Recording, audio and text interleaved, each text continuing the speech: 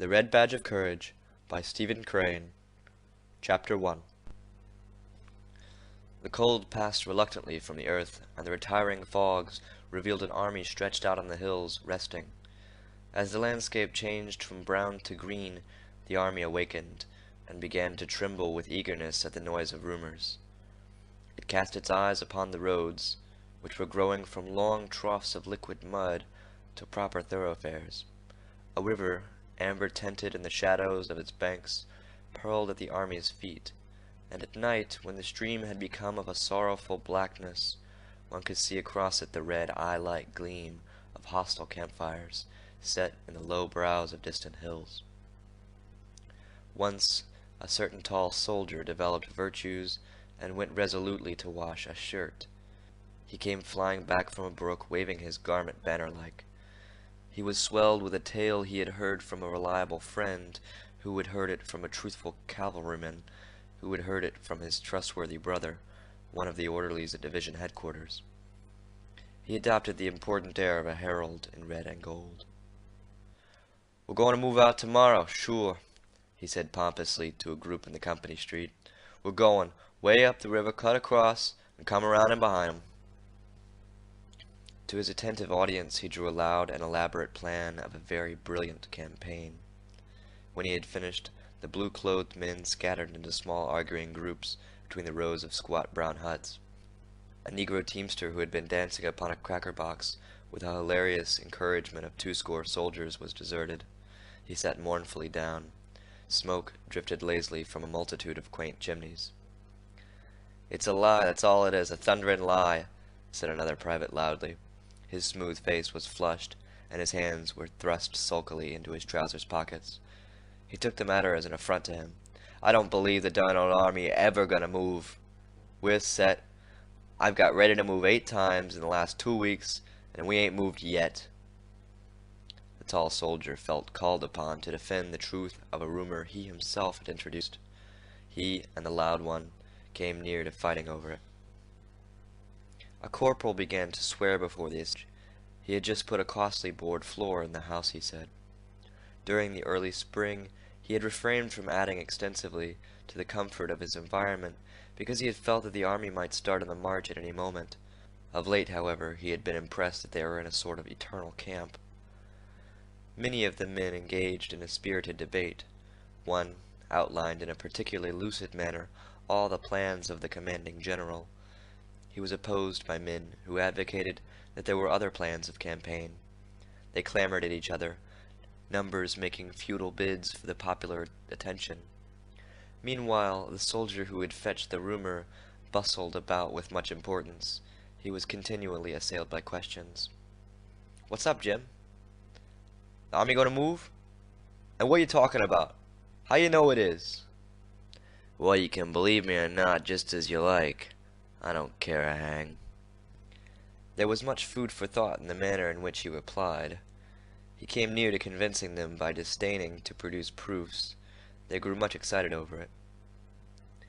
There was a youthful private who listened with eager ears to the words of the tall soldier and to the varied comments of his comrades. After receiving a fill of discussions concerning marches and attacks, he went to his hut and crawled through an intricate hole that served as its door. He wished to be alone with some new thoughts that had lately come to him. He lay down in a wide bunk that stretched across the end of the room. In the other end, cracker boxes were made to serve as furniture. They were grouped about the fireplace. A picture from an illustrated weekly was upon the log walls, and 3 rifles were paralleled on pegs. Equipments hung on handy projections, and some tin dishes lay upon a small pile of firewood. A folded tent was serving as a roof. The sunlight without, beating upon it, made it glow a light yellow shade. A small window shot an oblique square of whiter light upon the cluttered floor. The smoke from the fire at times neglected the clay chimney and wreathed into the room, and this flimsy chimney of clay and sticks made endless threats to set ablaze the whole establishment. The youth was in a little trance of astonishment. So they were at last going to fight. On the morrow, perhaps, there would be a battle, and he would be in it. For a time he was obliged to labor to make himself believe. He could not accept with assurance an omen that he was about to mingle in one of those great affairs of the earth. He had of course dreamed of battles all of his life, of vague and bloody conflicts that had thrilled him with their sweep and fire. In visions he had seen himself in many struggles. He had imagined peoples secure in the shadow of his eagle-eyed prowess, but awake he had regarded battles as crimson blotches on the pages of the past. He had put them as things of the bygone with his thought images of heavy crowns and high castles. There was a portion of the world's history which he had regarded as the time of wars, but it, he thought, had been long gone over the horizon, and had disappeared forever. From his home, his youthful eyes had looked upon the war in his own country with distrust. It must be some sort of a play affair. He had long despaired of witnessing a Greek-like struggle. Such would be no more, he had said. Men were better or more timid. Secular and religious education had effaced the throat-grappling instinct, or else firm finance held in check the passions. He had burned several times to enlist. Tales of great movements shook the land. They might not be distinctly Homeric, but there seemed to be much glory in them. He had read of marches, sieges, conflicts, and he had longed to see it all. His busy mind had drawn from him large pictures, extravagant in color, lurid with breathless deeds. But his mother had discouraged him. She had affected to look with some contempt upon the quality of his war ardor and patriotism.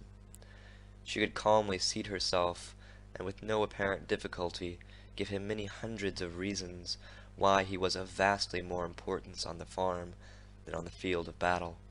She had had certain ways of expression that told him that her statements on the subject came from a deep conviction. Moreover, on her side, was his belief that her ethical motive in the argument was impregnable. At last, however, he had made firm rebellion against this yellow light thrown upon the color of his ambitions. The newspapers, the gossip of the village, his own picturings, had aroused him to an uncheckable degree. They were in truth fighting finely down there. Almost every day the newspaper printed accounts of a decisive victory. One night, as he lay in bed, the winds had carried to him the clangoring of the church bells as some enthusiast jerked the rope frantically to tell the twisted news of a great battle. This voice of the people, rejoicing in the night, had made him shiver in a prolonged ecstasy of excitement. Later he had gone down to his mother's room and had spoken thus, "Ma, I'm going to enlist." "Henry, don't you be a fool," his mother had replied. She had then covered her face with the quilt. There was an end to the matter for that night. Nevertheless, the next morning he had gone to a town that was near his mother's farm, and had enlisted in a company that was forming there. When he had returned home, his mother was milking the brindle cow. 4 others stood waiting. "Ma, I've enlisted," he had said to her diffidently. There was a short silence. "The Lord's will be done, Henry," she had finally replied, and had then continued to milk the brindle cow. When he had stood in the doorway with his soldier's clothes on his back, and with the light of excitement and expectancy in his eyes almost defeating the glow of regret from the home bonds, he had seen 2 tears leaving their trails on his mother's scarred cheeks. Still, she had disappointed him by saying nothing whatever about returning with his shield or on it. He had privately primed himself for a beautiful scene. He had prepared certain sentences, which he thought could be used with touching effect, but her words destroyed his plans. She had doggedly peeled potatoes and addressed him as follows: "You watch out, Henry, and take good care yourself. In this here fightin' business, you watch and take good care yourself. Don't go a-thinking you can lick the whole rebel army at the start, because you can't. You're just one little fella amongst a whole lot of others, and you've got to keep quiet and do what they tell you. I know how you are, Henry. I've knit you 8 pair of socks, Henry, and I've put in all your best shirts, because I want my boy to be just as warm and comfortable as anybody in the army. Whenever they get holes in 'em, I want you to send 'em right back to me, so's I can darn 'em. And always be careful and choose your company. There's lots of bad men in the army, Henry. The army makes 'em wild, and they like nothing better than the job of leading off a young feller like you as ain't never been away from home much as has always had a mother, and a-learning 'em to drink and swear. Keep clear of them folks, Henry. I don't want you to ever do anything, Henry, that you would be ashamed of to let me know about. Just think as if I was a-watching you. If you keep that in your mind always, I guess you'll come out about all right. You must always remember your father too, child, and remember he never drunk a drop of liquor in his life and seldom swore a cross oath. I don't know what else to tell you, Henry, except that you must never do no shirking, child, on my account. If so be a time comes when you have to be kilt of do a mean thing, why, Henry, don't think of anything except what's right, 'cause as me a woman has to bear up against such things these times, and the Lord'll take care of us all. Don't forget about the socks and the shirts, child, and I've put a cup of blackberry jam with your bundle, 'cause I know you like it above all things. Goodbye, Henry. Watch out and be a good boy. He had, of course, been impatient under the ordeal of this speech. It had not been quite what he expected, and he had borne it with an air of irritation. He departed feeling vague relief.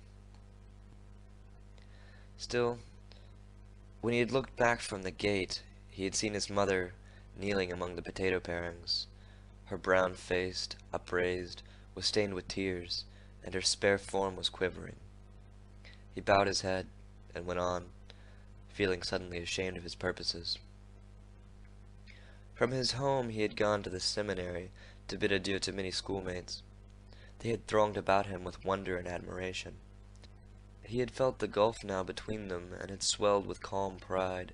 He and some of his fellows who had donned blue were quite overwhelmed with privileges for all of one afternoon, and it had been a very delicious thing. They had strutted. A certain light-haired girl had made vivacious fun at his martial spirit, but there was another and darker girl whom he had gazed at steadfastly, and he thought she grew demure and sad at sight of his blue and brass. As he walked down the path between the rows of oaks, he had turned his head and detected her at a window watching his departure. As he perceived her, she had immediately begun to stare up through the high tree branches at the sky. He had seen a good deal of flurry and haste in her movement, as she changed her attitude. He often thought of it. On the way to Washington his spirit had soared. The regiment was fed and caressed at station after station, until the youth had believed that he must be a hero. There was a lavish expenditure of bread and cold meats, coffee and pickles and cheese. As he basked in the smiles of the girls, and was patted and complimented by the old men, he had felt growing within him the strength to do mighty deeds of arms. After complicated journeyings with many pauses, there had come months of monotonous life in a camp. He had had the belief that real war was a series of death struggles with small time in between for sleep and meals, but since his regiment had come to the field, the army had done little but sit still and try to keep warm. He was brought then gradually back to his old ideas. Greek-like struggles would be no more. Men were better or more timid. Secular and religious education had effaced the throat-grappling instinct, or else firm finance held in check the passions. He had grown to regard himself merely as a part of a vast blue demonstration. His province was to look out as far as he could for his personal comfort. For recreation he could twiddle his thumbs and speculate on the thoughts which must agitate the minds of the generals. Also he was drilled and drilled and reviewed, and drilled and drilled and reviewed. The only foes he had seen were some pickets along the river bank. They were a sun-tanned, philosophical lot, who sometimes shot reflectively at the blue pickets. When reproached for this afterwards, they usually expressed sorrow, and swore by their gods that the guns had exploded without their permission. The youth, on guard duty one night, conversed across the stream with one of them. He was a slightly ragged man, who spat skillfully between his shoes, and possessed a great fund of bland and infantile assurance. The youth liked him personally.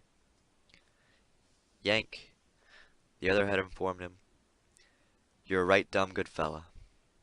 This sentiment, floating to him upon the still air, had made him temporarily regret war. Various veterans had told him tales. Some talked of gray, bewhiskered hordes who were advancing with relentless curses and chewing tobacco with unspeakable valor. Tremendous bodies of fierce soldiery who were sweeping along like the Huns. Others spoke of tattered and eternally hungry men who fired despondent powders. "They'll charge through hell's fire and brimstone to get a hold on a haversack, and such stomachs ain't lastin' long," he was told. From the stories the youth imagined the red, live bones sticking out through slits in the faded uniforms. Still, he could not put a whole faith in veterans' tales, for recruits were their prey. They talked much of smoke, fire, and blood, but he could not tell how much might be lies. They persistently yelled "fresh fish" at him, and were in no wise to be trusted. However, he perceived now that it did not greatly matter what kind of soldiers he was going to fight, so long as they fought, which fact no one disputed. There was a more serious problem. He lay in his bunk, pondering upon it. He tried to mathematically prove to himself that he would not run from a battle. Previously he had never felt obliged to wrestle too seriously with this question. In his life he had taken certain things for granted, never challenging his belief in ultimate success, and bothering little about means or roads. But here he was confronted with a thing of moment. It had suddenly appeared to him that perhaps in a battle he might run. He was forced to admit that as far as war was concerned, he knew nothing of himself.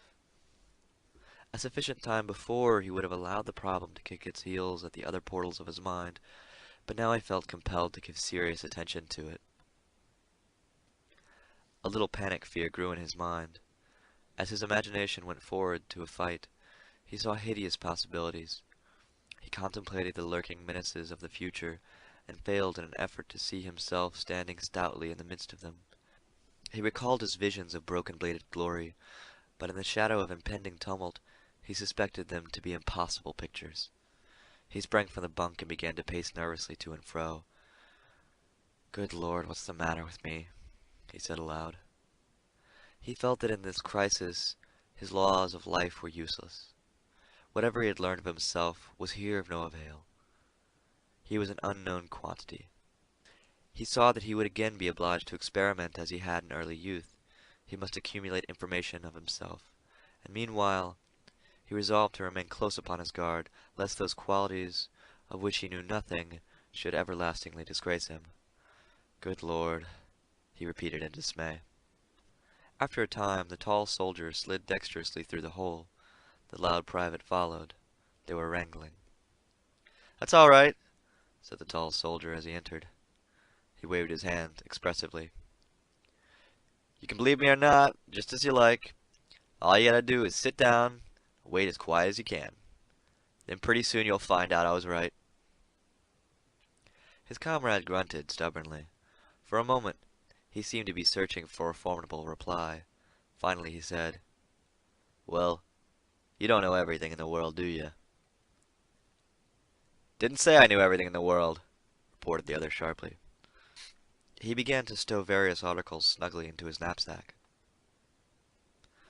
The youth, pausing in his nervous walk, looked down at the busy figure. "Going to be a battle, sure.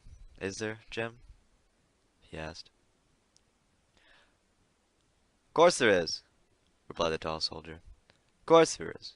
You just wait till tomorrow, and you'll see one of the biggest battles ever was. You just wait." "Thunder," said the youth. "Oh, you'll see fightin' this time, my boy. What'll be regular out-and-out fightin'," added the tall soldier, with the air of a man who was about to exhibit a battle for the benefit of his friends. "Huh?" said the loud one from a corner. "Well," remarked the youth, "like as not this story'll turn out just like them others did." "Not much it won't," replied the tall soldier, exasperated.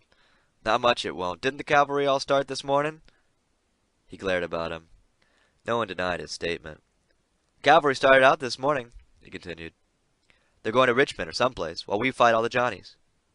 Some dodge like that. The regiment's got orders, too. A fellow what seen 'em go to headquarters told me a little while ago. And they're raising blades all over camp. Anybody can see that. Shucks, said the loud one. The youth remained silent for a time. At last, he spoke to the tall soldier. Jim, what? How do you think the regiment'll do? Oh, they'll fight all right, I guess, after they once get into it, said the other with cold judgment. He made a fine use of the third person. There's been heaps of fun poked at 'em, 'cause they're new, of course, and all that. But they'll fight all right, I guess. Think any of the boys'll run? Persisted the youth. Oh, there may be a few of 'em run, but there's them kind in every regiment, especially when they first goes under fire, said the other in a tolerant way. Of course, it might happen that the whole kit and caboodle might start and run. Some big fightin' come first off, and then again they might stay and fight, like fun. But you can't bet on nothin'. Of course, they ain't never been under fire yet, and it ain't likely that they'll lick the whole rebel army all at once the first time. But I think they'll fight better than some, if worse than others. That's the way I figure. Call the regiment fresh fish and everything, but the boys come of good stock, and most of 'em'll fight like sin after they get shootin', he added, with a mighty emphasis on the last four words. Oh, you think you know, began the loud soldier with scorn. The other turned savagely upon him. They had a rapid altercation in which they fastened upon each other various strange epithets. The youth at last interrupted them. Did you ever think you might run yourself, Jim? he asked. On concluding the sentence, he laughed as if he had meant to aim a joke. The loud soldier also giggled. The tall private waved his hand. Well, he said profoundly, I thought it might get too hot for Jim Conklin in some of them scrimmages, and if a whole lot of boys started and run, why, I suppose I'd start and run. And if I once started to run, I'd run like the devil, and no mistake.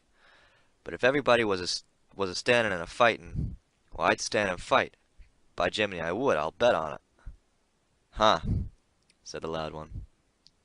The youth of this tale felt gratitude from these words of his comrade. He had feared that all of the untried men possessed great and correct confidence. He now was in a measure reassured. End of chapter 1.